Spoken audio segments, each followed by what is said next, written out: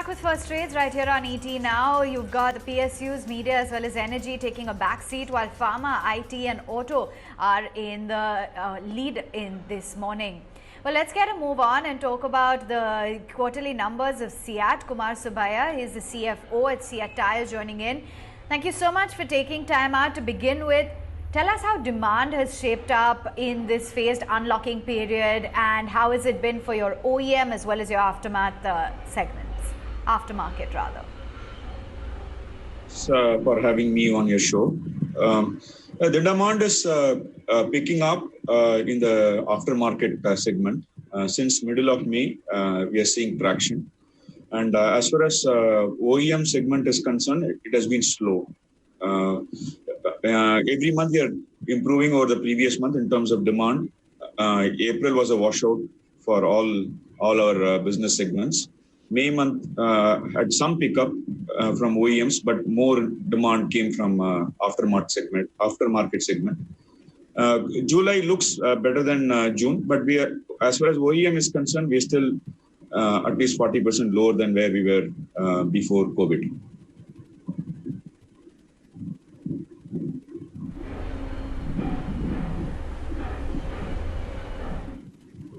Okay.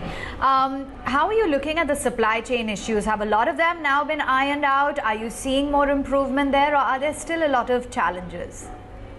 We had plenty of challenges in the months of April and May.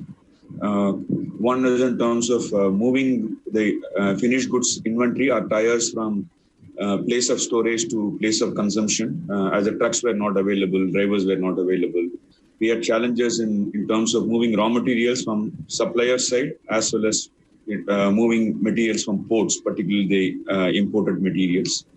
Manufacturing has been stabilizing since middle of May. Slowly, most of our plants have come back to the normal levels of production. There are certain challenges in certain specific pockets, particularly in red zones, either from our supplier side or from our customer side. They're facing issues in terms of moving the inventories. We are managing it well, I would say. Many challenges. Our supply chain created more flexibility to invoice it from anywhere to anywhere. Okay, and we moved our goods closer to the place of consumption. So I think it'll take some more time for it to stabilize.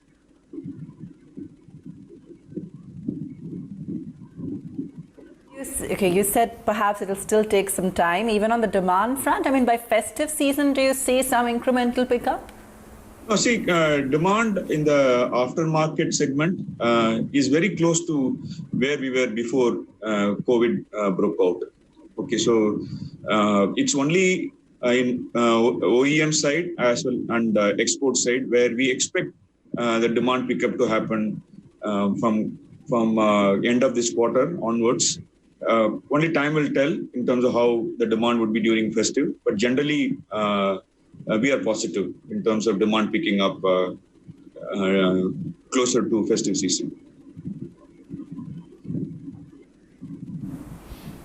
Okay. What about cost rationalization strategies?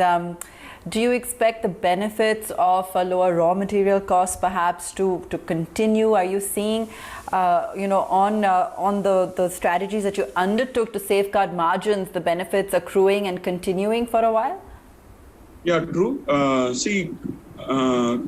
This COVID happened all of a sudden in terms of lockdown. So we did have a reasonably high level of finished goods inventory as well as in raw material inventory in the month of March. Normally, March is our best month in a year. So, we didn't produce anything in the month of April. Okay, and we started consuming our raw materials, and our production was based on not only on demand but also the amount of inventory that we were holding when the lockdown was lifted. So we expect the benefit of lower raw material prices to benefit us in terms of gross margins. But however, there are other costs which are linked to, where at a normal level of production, you are able to absorb those costs like for example, manufacturing related expenses, a lot of our other fixed costs. So once we come back to the normal levels, okay, the benefit of lower raw material costs should also benefit, should pass through on EBITDA as well as on profits. We undertook many initiatives to keep our costs absolutely minimum.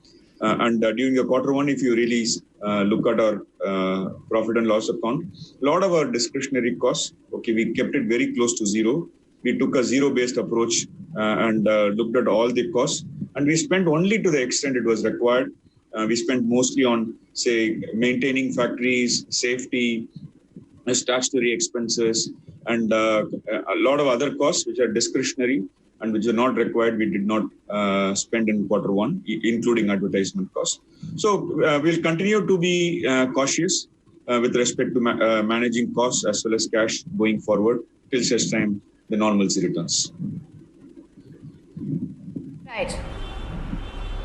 Right. Is the product mix going to change? Because now it's quite clear that the CV demand and the outlook, that continues to remain weak, whereas tractors, on the other hand, has seen a very strong comeback.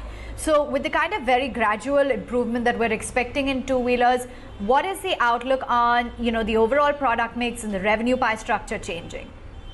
See, the demand also depends on the segment. Okay. You are right.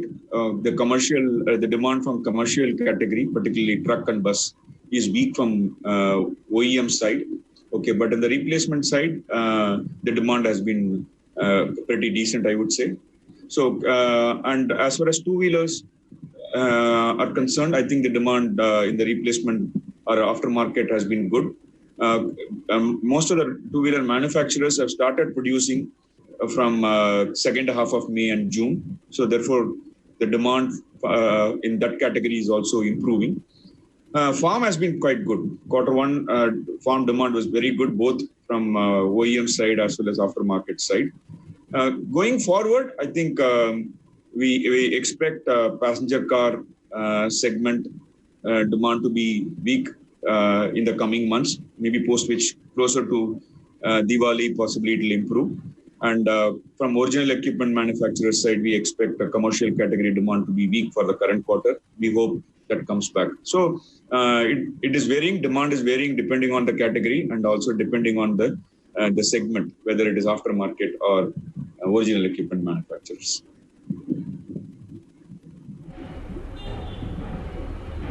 Thank you for sharing with us the outlook on business as well as your product mix. That's the word coming in from the management of CEAT.